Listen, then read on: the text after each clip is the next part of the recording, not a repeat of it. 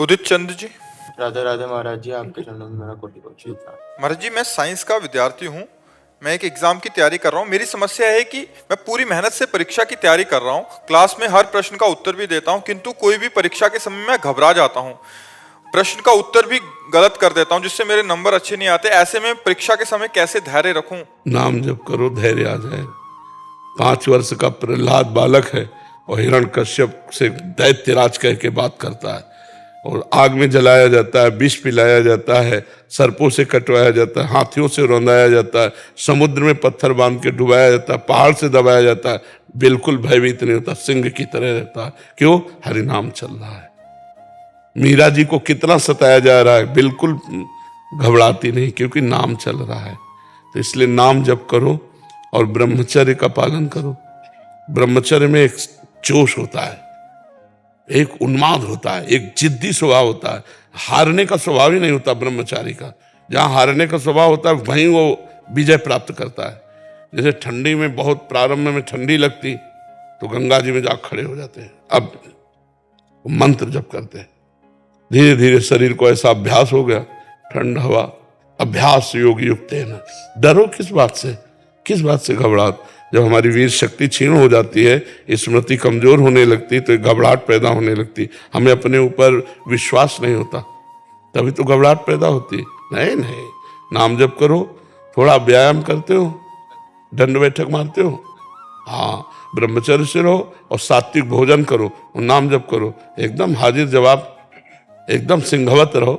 मनुष्य जीवन मिला है ढंग, किस बात से घबरा? फेले तो हो जाएंगे, फिर पढ़ेंगे, फिर पास होंगे। एक ही है क्या कि पढ़ लिख करके ही हमारा जीवन बनेगा? नहीं, हम व्यापार करेंगे, किसानी करेंगे, लेबरी करेंगे। घबराना क्या है? बिल्कुल मस्त रहना चाहिए, घबराना नहीं। बहुत याद करो, घबरा गए तो भूल गए। महाराज जी, बहुतों का प्रश्न है। हाँ, काफी जो बच्चे होते हैं पढ़ते हैं, वो मेन इंटरव्यू में या मेन परीक्षा में। हाँ, घबराने की क्या जरूरत है? पढ़े जो हमने पढ़ा लिखा है, अगर हम घबरा जाएंगे तो पढ़ा लिखा जो भी है वो भी भूल जाएंगे। इसलिए घबराने की और इससे रोकने के लिए नाम जप की जरूरत है, ब्रह्मचर्य की जरूरत है, सात्विक आहार की जरूरत है, और अपने को स्वभाव को बदलने की जरूरत है। लूज स्वभाव नहीं रखना है, एकदम कट्टरता से उत्तर देना। जितना आता है उतना उत्तर दिया, फेल हो गए, कोई बात नहीं, आगे फिर पढ़ेंगे। महाराज जी, उसमें 2 कारण बच्चे बताते हैं। वो कहते हैं कि एक तो 1 साल पूरी परीक्षा के लिए तैयारी की, दूसरा माता पिता का 1 साल पैसे लगे और फिर फेल हो गए, और समाज का और माता पिता। कुछ नहीं सोचना चाहिए, कुछ नहीं सोचना चाहिए। समाज क्या समझे? प्रेशर तो दिमाग में हमारे पड़ रहा है, समाज से क्या मतलब? पहले फ्री हो जाओ, एकदम मस्त, फेल होंगे या पास मुझे कोई चिंता नहीं। पहले ऐसे फ्री हो और फिर जा करके करो तो पास हो जाओगे। पहले कहीं फेल ना हो जाऊं, फेल ना हो जाऊं, फेल कैसे हो जाएंगे?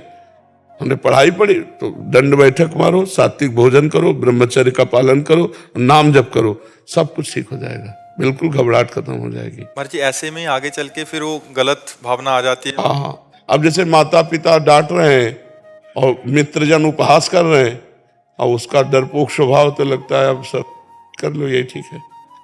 बच्चे इसी में पहुंच जाते हैं फिर कि अब यार कैसे दोस्तों के बीच में मुंह दिखाएं, वो कह रहे हैं कि लो हम पास हो गए, तुम फेल हो गए। माता पिता घर जाओ, देखो ना वो पास हो गया, इतना रुपया लगाया, और वो बेचारा डिप्रेशन में बच्चा चला जाएगा, या तो फिर की सोच लेगा। ऐसे नहीं करना चाहिए यार। मनुष्य जीवन मिला है, बड़ा मस्त जीवन रखना चाहिए, इसमें नहीं कमजोरी नहीं लानी। हम कहते प्रमाद नहीं, प्रमाद और मस्ती में अंतर है। प्रमाद नहीं, अपनी पढ़ाई में पूरा मन लगा करके पढ़ो, और उत्तर देने को हो तो सिंहवत उत्तर देना चाहिए। सिंहवत तभी दे सकते हो जब ब्रह्मचर्य हो और तुम्हें विश्वास है कि मुझे ये चैप्टर बिल्कुल रमा हुआ है। कभी कभी दीवार से उत्तर देना चाहिए, अपने आप से प्रश्न करे कि मानो ये प्रश्न होगा तो उसका उत्तर खुद देना चाहिए।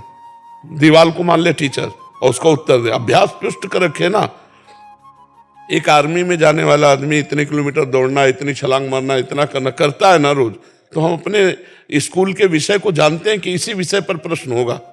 ऐसा तो है नहीं कि प्रश्न आप जिस क्लास में पढ़ रहे हैं उससे आगे वाले क्लास का आवे, उसी क्लास का आएगा, उसी जो अध्ययन कराया गया है उसी में आएगा। तो हम तैयार रखें, इतना मोटा ग्रंथ हो तो भी हम तैयार रखेंगे। हम अपने दिमाग को दबाते चले जा रहे हैं, उसको गंदा करते चले जा रहे हैं। अगर हम अपने दिमाग का प्रयोग करें तो एक बार पढ़ लें पूरा। हमें एक बार कोई बात सही ढंग से बता दो और हम उसको बिल्कुल ऐसे सुन लें, ऐसे फिर आप 50 वर्ष बाद पूछ लेना, वो बिल्कुल रिकॉर्ड मिलेगी।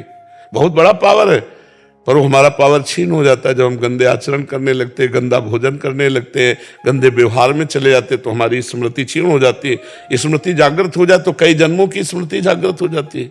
आप डरो मत, बलवान बनो, ठीक है। महाराज जी इसमें आपने एक कारण बताया, मूल कारण ब्रह्मचर्य। हाँ जी सबसे बड़ा तो यही लग रहा है अभी कि 100 में से 95 तो इसी में। ब्रह्मचर्य जो होता है एकदम उफान मारता है, जैसे सांप को छेड़ दो फुसकार करे, ऐसे होता है ब्रह्मचारी। जरा सा उनके अपमान की वृत्ति कर दी ना परशुराम जी के पिता, काट के फेंक दिया। 21 बार क्षत्रियों को विश्व के क्षत्रियों को, उनका ब्रह्मचर्य ही तो था। शास्त्राबाहु अर्जुन के सामने कोई खड़ा होने का अधिकार नहीं रखता था, युद्ध की बात जान, ऐसे काट के फेंक दिया फरसे से परशुराम जी ने। एक जोश होता है, एक तेज होता है, एक महानता होती है, तो वो सबके अंदर है, उसको नष्ट कर रहे हैं। आज महानता को नष्ट कर, शराब पीते, मांस खाते, बेविचार करते, नशा करते, अपना नाश कर रहे हैं। अगर अभी संयम से चलो, अभी उठ जाओ। न संयम है, न नियम है, न धर्म है, न भजन है, बस वही व्यभिचार, वही खान पान गंदा, वही सोच गंदी, तो फिर निकलते चले जा रहे हैं। उनके जो दैवी संपदा है वो सब निकलती चली जा रही, आसुरी संपदा भरती चली जा रही। एक छोटा बालक है, जाकर के बालकों ने बताया तुम्हारे पिता के गले में परीक्षित महाराज चक्रवर्ती सम्राट राजा परीक्षित ने मरा हुआ सर्प डाल दिया। तो उनका ऐसा, उसे चक्रवर्ती सम्राट होने का गर्व है, वो समझता है ऋषियों में अब ताकत नहीं रही। जल उठाया और कहा मैं श्राप देता हूं, आज के 7वें दिन तक्षक नाग आएगा और उस परीक्षित को काटेगा और वो मर जाएगा। बालक थे श्रृंगी ऋषि, कोई ऋषि नहीं काट सका उनके वाक्य को। वो आखिरकार 7वें दिन सांप आया और काटा और महाराज का शरीर छूटा। भले सुखदेव जी ने श्रीमद् भागवत सुनाई उनके कल्याण के लिए, लेकिन सांप आया और काटा और उनका शरीर पूरा हुआ। छोटे छोटे बालकों में इतना तेज था। आज क्या हो रहा है? आज हमारे बच्चे बॉयफ्रेंड, गर्लफ्रेंड, दलित दुराएं, नशा, इनमें सब फंसे। इस समय ब्रह्मचर्य का समय, पढ़ाई का समय कि गर्लफ्रेंड बॉयफ्रेंड का समय? समय आएगा, गृहस्थी में जाओगे, ब्याह होगा, वो अपने उस विषय को भोगो। ये अभी विषय भोगने का टाइम है, नई अवस्था है, अपने लक्ष्य की प्राप्ति का समय। तो सब नष्ट भ्रष्ट हो रहे। माता पिता कुछ कहें, लड़के उनको धमकी दे रहे हैं, ज्यादा कहें तो लड़के उनको मारे दे रहे हैं, माँ को पिता को लड़के मारे दे रहे हैं।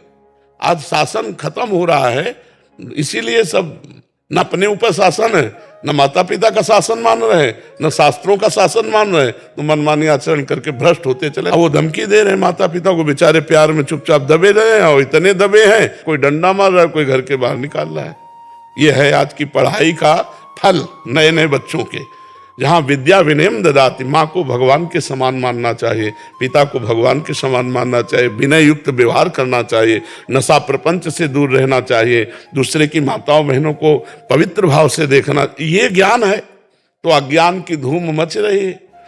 अगर कोई दूसरे की बच्ची को छेड़ रहा है तो वीडियो बना सकते हैं, लेकिन बचा नहीं सकते।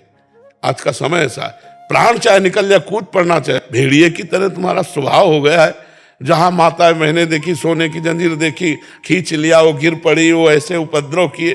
ना कोई शास्त्र शासन मान रहा है, ना अपनी इंद्रियों पर शासन कर रहा है, ना माता पिता का। अच्छा, माता पिता भी एक सीमा तक डांट सकते हैं, अब बच्चे सयाने हो गए, क्या डांटे? तो हमें खुद संभलना होगा, हमें खुद अपने मन और इंद्रियों पर शासन करना होगा।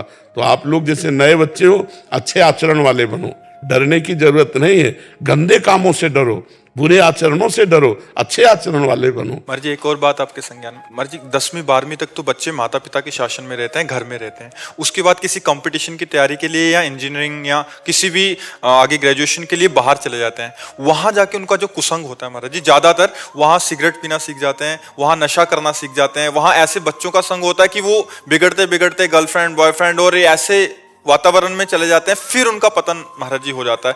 वो मतलब अपने रिलैक्स करने के लिए सिगरेट, दोस्तों के साथ संग, और ऐसा हो जाता है महाराज जी। वहां से उनका बिगड़ना बहुत बड़े स्तर पे, आज 80% 90% वहां से बिगड़ना शुरू होता है महाराज जी। 10वीं 12वीं तक तो फिर भी शासन में रहते हैं, फिर भी उसके बाद ज्यादा इनका। हमको तो ऐसा लगता है कि हमको खुद अपने जीवन को बचाना पड़ेगा। हमें कोई बचा सके ऐसी आशा मत रखो। अगर आप अपने को बचाना चाहोगे तो कहीं भी जाओ, आपको कोई नहीं गिरा सकता। और जब आप गिरना चाहोगे तो कहीं जाओ चाहे ना जाओ, आप अपने आप गिर जाओगे। अपने को मजबूत रखना, कोई नशा नहीं करना, और ये गर्लफ्रेंड बॉयफ्रेंड वाला जहर वाला भावना है तो बहुत बढ़िया रहेगा। अब अभी नए नए बच्चे हैं, पढ़ाई में मन लगाओ कि गर्लफ्रेंड में मन लगाओगे?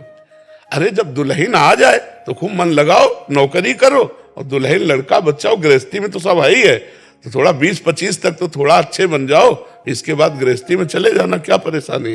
अब अभी 13-14 के हैं, 18-15 के हैं, गर्लफ्रेंड बोले 2 गर्लफ्रेंड बोले 3 गर्लफ्रेंड। हालांकि हमारे ऑस्ट्रेलिया में करीब 50 परिवार हैं, क्योंकि आप का प्रोग्राम देखते हैं, सबके पास सब कुछ है, बच्चे हैं, बहुत पढ़े लिखे हैं, बहुत अच्छे पदों पे हैं, बिजनेस है, हर चीज है।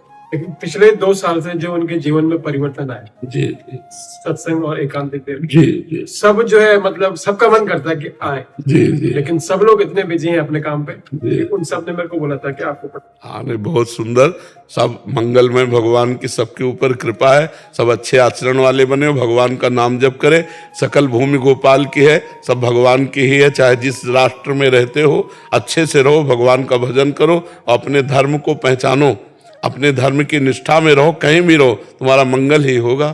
जी।